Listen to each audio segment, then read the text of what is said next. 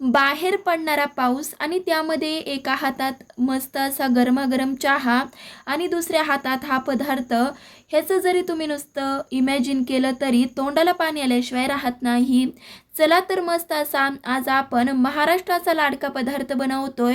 तर जास्त वेळ न वाया घालविता लगेच आपण रेसिपीला सुरुवात करू. तर सगळ्यात आधी आपण बटाटे कसे उकडायचे ते पाहूयात. तर साधारण इथं मी अर्धा किलो बटाटे घेतले. वजनी हे अर्धा किलो आहेत आणि नग म्हणाल तर साधारण मध्यम आकाराचे 7 बटाटे आहेत. तर हे बटाटे पटकन उकडावे त्यामुळे काय केलं, अर्धाले बटाटे कट केले आणि कुकरमध्ये काढायचे. आता बटाटे उकडताना महत्त्वाची गोष्ट म्हणजे बटाटे उकडताना खूपही पाणी घालायचं नाही. खूप जर का पाणी घातलं तर बटाटे आपले पांचट लागतील आणि ओव्हरकुक होतील. पाणी घातल्यावरती झाकण लावायचं आणि मंद आचेवरती 2 शिट्ट्या करून घ्यायच्या. कुकरच्या 2 शिट्ट्या करायच्या. जास्तही बटाटे ओव्हरकुक व्हायला नको. 2 शिट्ट्यामध्ये बटाटे परफेक्ट शिजल्या जातात. बटाटे आपले शिजत आहेत तोपर्यंत लगेचच आपण एक स्पेशल असं वाटण करून घेऊ. तर त्यासाठी इथं मी छोटं मिक्सरचं भांडं घेतलं. त्यामध्ये साधारणतः 7 मिरच्या, तुम्हाला मिरचीचं प्रमाण कसं कमी किंवा जास्त ठेवायचं आहे त्या अंदाजाने घेऊ शकता. त्याचबरोबर ह्यामध्ये 10 ते 12 लसूण पाकळ्या, 1 चमचा अख्खे धने, तर पोहे खाण्याचा 1 चमचा इथं मी अख्खे धने घेतले. त्याचबरोबर 2 काडी कढीपत्ता घ्यायचा आहे. त्याचबरोबर 1 इंच अद्रक मस्त असं तुकड्यांमध्ये कट करून घेतलं आणि हे आपल्याला थोडंसं जाडसर वाटून घ्यायचं आहे. तर तुम्हाला इथं दिसत असेल की मस्त असं बाहेर जसं वडापावला वाटण बनवतात तसं आपलं घरच्या घरी वाटण तयार झालं. हे वाटण अजिबात स्किप करायचं नाही, हे वाटण गरजेचं आहे. तर आता आपण बटाटे वड्यांच्या आवरणासाठी पीठ कसं भिजवायचं ते पाहूयात. तर त्यासाठी इथं मी साधारणतः 200 ग्राम बेसन घेतलं. वड्यांसाठीचं बेसन कसं असावं तर बारीक दळलेलं असावं. मग तुम्ही विकतचं किंवा घरचं कोणतंही वापरू शकता. आता ह्यामध्ये साधारणतः पाव चमचा लाल तिखट आणि चवीपुरतं मीठ घालायचं. सुके जिन्नस पिठामध्ये एकजीव करून घ्यायचे. तर हे पीठ मी आधी चाळून घेतलं त्यामुळे एकतर काय होतं, पिठाच्या गाठी होत नाही. तर इथं पाहू शकताय बेसन पिठामध्ये घातलेलं मीठ आणि तिखट चांगलं असं एकजीव करून घेतलं आणि ह्यामध्ये लागेल तसं थोडं थोडं पाणी घालायचं. जर का तुम्ही बेसन पीठ भिजवताना एकदमच पाणी घातलं तर एकतर बेसन आपलं पातळ होईल, त्याचबरोबर बेसनाच्या गाठी तयार होतील. तर थोडं थोडं पाणी घालायचं आणि हलक्या हाताने मिक्स करत अशा पद्धतीने बेसन पीठ भिजवून घ्यायचं. तर इथं आधी साधारणतः अर्धा ग्लास पाणी घातलं. पण तुम्हाला हे पीठ दिसत असेल बरंचसं घट्ट आहे, त्यामुळे काय केलं, आणखी पाव ग्लास पाणी घातलं आणि चांगलं असं एकाच डायरेक्शनमध्ये हे पीठ आपल्याला फेटून घ्यायचं आहे. पीठ फेटून घेतल्यामुळे काय होतं, वड्यांचं पीठ आपलं मस्त असं हलकं फुलकं तयार होतं. त्याचबरोबर वडे आपले छान असे फुलतात. तर इथं पाहू शकता अशा पद्धतीने एकाच डायरेक्शनमध्ये पीठ फेटून घेतलं. पीठ फेटून घेताना अजिबात कंजूसी करायची नाही. तर इथं साधारणतः 2 ते 3 मिनटं पीठ मी चांगलं असं फेटून घेतलं. अशा पद्धतीने कन्सिस्टन्सी ठेवायची आहे. आता जरी तुम्हाला हे थोडंसं घट्ट वाटत असलं तरी आपण हे पीठ भिजवून ठेवतोय त्यामुळे जसजसा वेळ जाईल तसतसं ते हलकंसं पातळ होतं.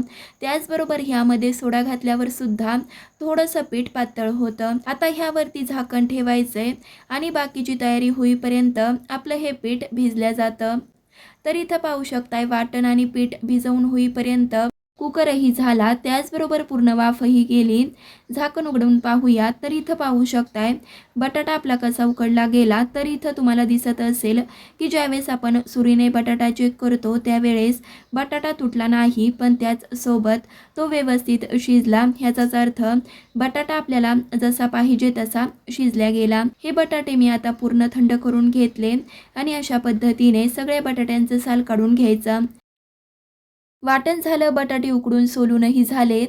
लगेच आता आपण भाजी करून घेऊ. तर त्यासाठी इथं मी काय केलं, गॅसवरती कढई गरम करायला ठेवली. त्यामध्ये साधारणतः 2 छोटी पळी तेल गरम करायचं. त्यामध्ये अर्धा चमचा मोहरी घालायची. मोहरी तडतडल्यावर ह्यामध्ये 1 चमचा जिरे घालायचे. आता ह्यामध्ये आधी जे आपण तयार करून घेतलेलं वाटण आहे ते सगळंच वापरायचं. इथं मी अर्धा किलो बटाट्यासाठीचं प्रमाण सांगितलं. तुम्हाला जर का 1 किलो बटाटे वड्याची भाजी बनवायची असेल तर जे मी वाटणामध्ये साहित्य घेतलं त्याच्या दुप्पट तुम्ही घेऊ शकता. आता हे आपल्याला वाटण साधारणतः वाटणाचा कच्चेपणा जाईपर्यंत परतवून घ्यायचं.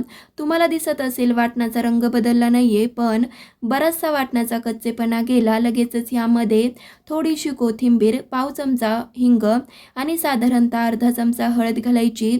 आता मात्र खूप परतवायचं नाही, फक्त काही सेकंदच परतवून घ्यायचं. आता ह्यामध्ये जे आपण उकळवून सोलून घेतलेले बटाटे आहेत ते अशा पद्धतीने साधारण थोडेसे चंक्स राहायला हवेत अशाच हेतूने मी बटाटे स्मॅश करून ह्यामध्ये घातले. तुम्हाला दिसत असेल सगळेच बटाटे ह्यामध्ये मी स्मॅश करून घातले आणि पुन्हा काय केलं, चांगलं असं फोडणीमध्ये ही बटाट्याची भाजी परतवून घ्यायची. भाजी 2 ते 3 मिनटं परतवून झाली. लगेचच चवीपुरतं मीठ घालायचं आणि पुन्हा मीठ घातल्यावर फक्त 2 ते 3 मिनटंच परतवून घ्यायचं. मीठ घातल्यावरती खूप परतवायचं नाही, फक्त मीठ भाजीमध्ये व्यवस्थित एकजीव होईल एवढंच परतवून घ्यायचं. आता मी सगळ्यात शेवटी गॅस बंद केल्यावर अर्ध्या लिंबाचा रस आणि भरपूर सारी कोथिंबीर घातल्यावर मस्त असं एकजीव करून घेतलं. लगेच आपली मस्त चटपटीत बटाटे वड्यांची भाजी तयार झाली. ही भाजी आपण पूर्ण थंड करून घेऊ. इथं तुम्हाला दिसत असेल लवकर भाजी आपली थंड झाली.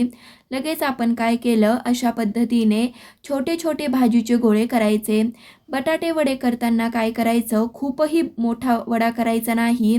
काय होतं, ज्यावेळेस आपण बेसन पिठामध्ये वडे कोट करून तळून घेतो त्यावेळेस वडा थोडासा फुलतो. तर इथं पाहू शकताय काही वडे मी तयार करून घेतले. तोपर्यंत इथं आपलं बेसनाचं पीठही छान भिजलं. आता ह्यामध्ये काय करायचंय, पाव चमचा खाण्याचा सोडा घालायचा आहे. पिठामध्ये सोडा जास्त ही घालायचा नाही. पिठामध्ये जर का जास्त सोडा झाला तर वडे तेलकट होतील. एक वेळेस थोडासा कमी झाला तर चालतं, पण जास्त जर का सोडा झाला तर वडे मात्र तेलकट होणार. तर इथं पाहू शकताय सोडा घातल्यावर एकाच डायरेक्शनमध्ये छान असा सोडा मिक्स होईपर्यंत फेटून घेतलं.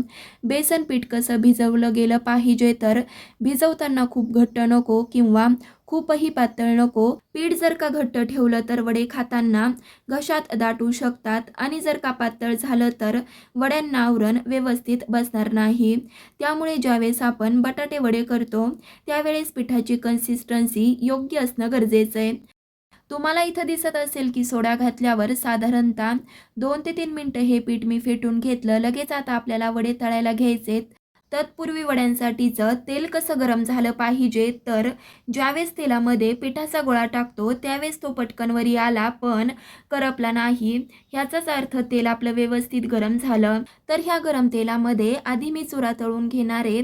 विकतचे काय करतात की वडे तळतानाच जे पीठ थोडंसं सुटतं त्या चुऱ्यापासूनच चटणी करतात, पण आपल्या घरी इतकं कुठं चुरा निघणार, त्यामुळे आपल्याला अशा पद्धतीने चुरा बनवून घ्यायचा आहे. तर चुऱ्यासाठी सुद्धा वड्यांना जसं आपण तेल गरम करतो त्याच पद्धतीने तेल आपल्याला गरम पाहिजे. फक्त ज्यावेळेस बेसन पीठ असं तेलामध्ये सोडतो त्यावेळेस गॅसची फ्लेम फुल ठेवायची आणि चुरा तेलामध्ये सोडून झाल्यावर गॅस मंद आचेवरती करायचा आणि छान कुरकुरीत होईपर्यंत चुरा तळून घ्यायचा.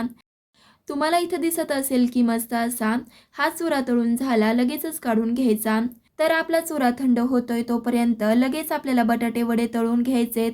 तर त्यासाठी तयार भाजीचे गोळे बेसन पिठामध्ये अशा पद्धतीने कोट करायचे आणि तेलामध्ये सोडायचे. तर बऱ्याच जणांची तक्रार असते की आमचे वडे तेलकट होतात. तर असं का होतं, तर तेलाचं योग्य टेम्परेचर नसलं तर आपले वडे तेलकट होतात. तर तेल चांगलं गरम पाहिजे, त्याचबरोबर तेल इतकंही गरम नको की धूर येईल असं. साधारणतः ह्यामध्ये मी 5 वडे सोडून घेतले. आता गॅस मंद आचेवरती करायचा आणि अजिबात चमचा किंवा झाऱ्या न लावता खालच्या साईडने थोडेसे वडे सेट होईपर्यंत तळून घ्यायचे.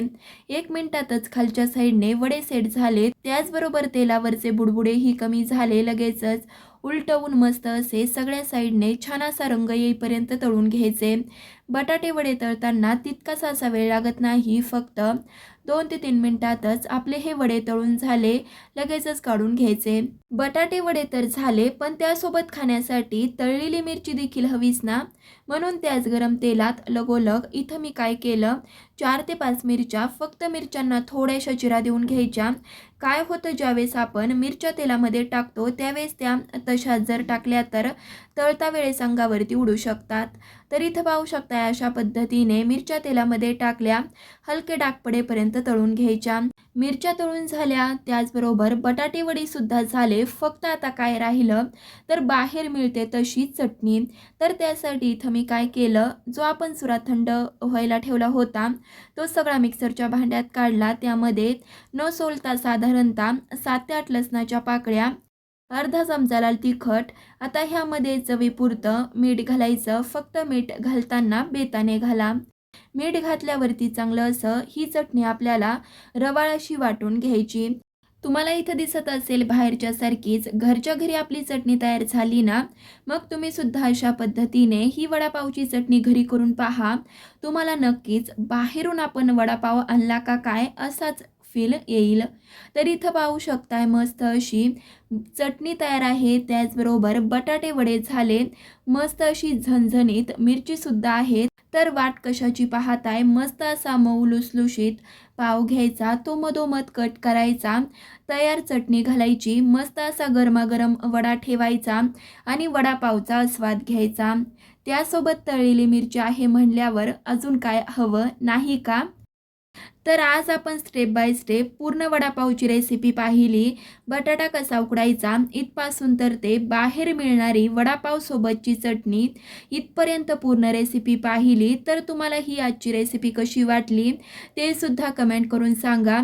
लाईक शेअर सबस्क्राईबही नक्कीच करा. धन्यवाद.